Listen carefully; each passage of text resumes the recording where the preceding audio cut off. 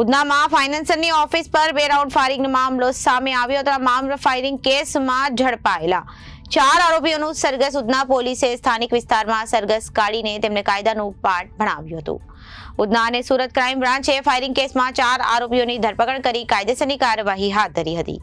ઉધનામાં ફાઇનાન્સરની office પર 2 round ફાયરિંગના મામલા કેસમાં ઝડપાયેલા 4 આરોપીઓનું સરઘસ ઉધના પોલીસે સ્થાનિક વિસ્તારમાં સરઘસ કાઢી કાયદાનું ભાન ભણાવ્યું હતું.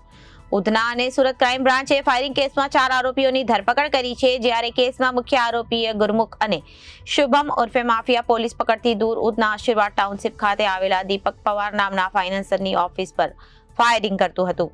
ઘટનામાં એક ગોળી ઓફિસના કાચ પર જ્યારે અન્ય એક ગોળી તોતિંગ વૃક્ષમાં ધસી ગઈ હતી, જેના કારણે ફાઇનાન્સરનો બચાવ થયો હતો. ઘટનામાં ફરાર આરોપી ગુરમુખ અને હાલ ઝડપાયેલો આરોપી પૈકી અજય ઉર્ફે અજ્જુ લિસ્ટેડ બુટલેગર કાલુની હત્યાનો આરોપી ફરાર આરોપી ગુરમુખ અને શુભમ ઉર્ફે માફિયાની ધરપકડ કરવા અલગથી ટીમે કામે લાગ્યું, જ્યારે હાલ ઝડપાયેલું આરોપીને જાહેરમાં સરઘસ કાઢી કાયદાનું ભાન કરાવ્યું હતું.